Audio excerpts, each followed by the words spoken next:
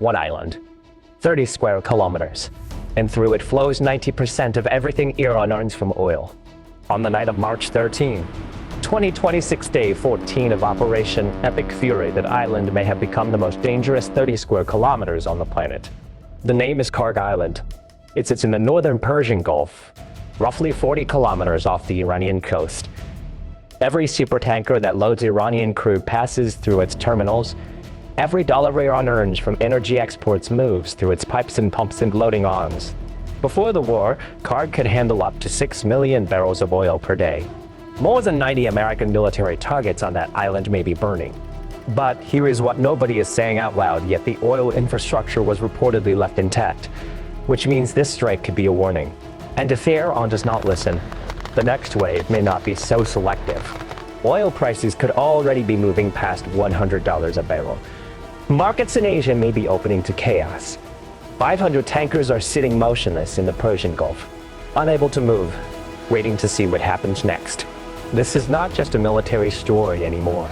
This is a story about every gas station, every power plant, every container ship on Earth. And it may have started with a single order from the White House, late on a Friday night. Somewhere above the Persian Gulf, an E-2D Hawkeye is already airborne. Its radar dome is rotating slowly, pulling in electronic signals from hundreds of miles in every direction. The crew could be tracking dozens of surface contacts around Kharg Island: radar arrays, surface-to-minus air missile batteries, naval patrol boats, and T-ship missile launchers positioned along the western shore. These are the targets. The strike package could have been assembled over several days. Intelligence analysts may have spent weeks mapping every radar dish, every command van, every hardened bunker on the island's military perimeter. Coordinates have been loaded. Weapon assignments have been made. On the USS Gerald R. Ford operating in the northern Arabian Sea, the flight deck is already running at full tempo. Plane captains are walking the decks, doing final visual checks on every aircraft spotted on the catapults. Ordnance men are making their last pin pulls on the weapons mounted to the underwing pylons. Looks like the first aircraft in the strike package could be a pair of EA-18G Growlers. They launch first. Their job is to arrive early, establish a jamming corridor over the island, and suppress whatever radar systems are still active. The Growlers carry ALQ-99 jamming pods and AGM-88 HARM missiles. If an Iranian radar activates during the strike, IHARM could reach it before the operator realizes what happened. The Growlers launch off the starboard bow catapult. Their engines are loud even from a mile away. They bang south and drop low, disappearing into the dark.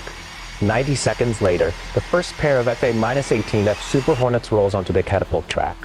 At an altitude that keeps them off Iranian low-minus frequency radar, the FA-18 seconds could be flying at roughly 500 knots.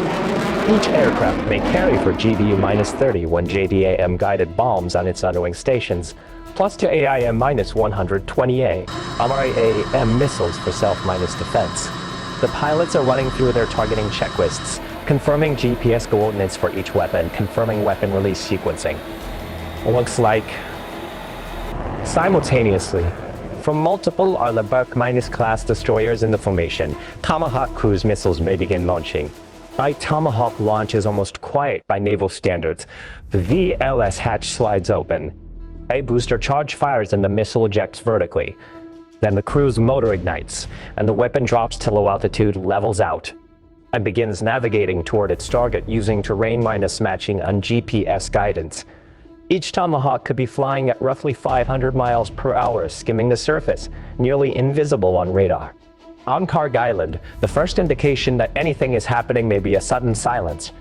The EA-18G Growlers could have already jammed every radar frequency the island's air defense systems rely on. Operators in Iranian command posts may be staring at blank screens, like trying to understand why their systems have gone dark. Then the first Tomahawk arrives. The explosion is not a single event. It could be a sequence. One impact, then another across multiple target sets simultaneously. Radar arrays may collapse. An anti-ship missile launcher battery could detonate when a secondary magazine is hit. A command bunker takes a direct strike from a JDI and released from an FA-18 at medium altitude.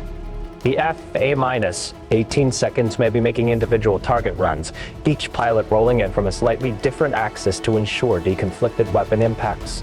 One Super Hornet could be targeting the surface surveillance radar site on the island's northern tip. Another might be placing a JDA, and while the last FA-18 seconds are aggressing from Kharg Island, something else may already be moving. Iranian ballistic missiles could launch from hardened sites on the Iranian mainland. They may be targeting Israeli population centers in view. Looks like S. Military forward bases simultaneously. This is the pattern that has been repeating since day one of the operation. Every significant American strike triggers an Iranian retaliatory salvo within hours. Tonight, the retaliation could reach further than anyone expected. A fuel storage depot near Dubai International Airport, the busiest airport in the world by international passenger traffic, may be struck. The fire could be visible from 10 kilometers away. Flights at Dubai International are suspended. Thousands of passengers are stranded on runways. Looks like departure boards across Terminal 1 and Terminal 3 may go dark simultaneously. Iranian cruise missiles could also be tracked heading toward Tel Aviv. Iron Dome batteries fire intercepts in rapid sequence. The sky over the coastal corridor might fill with detonation flashes. Most of the incoming weapons may be destroyed before reaching populated areas, but the psychological impact does not require a successful hit. Radar tracking may show drone swarms moving towards you. S. Positions at eluded airbase in Qatar. Phalanx CIWS systems and base air defense batteries could be activating. Crews are already at their stations. This is the exchange rate of modern warfare at this scale. For every American strike on Iranian military infrastructure, Iran reaches out and touches civilian infrastructure in a dozen countries simultaneously.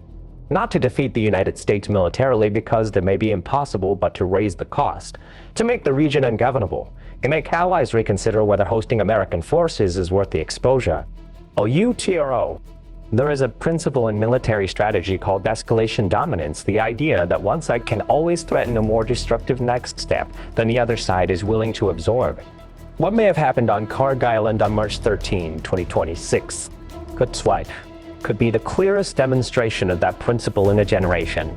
The United States may have struck 90 military targets and deliberately preserved the oil infrastructure, not because it couldn't destroy it, but because leaving it intact makes the threat of destroying it far more powerful than the act itself. Iran may understand this. The world may understand this.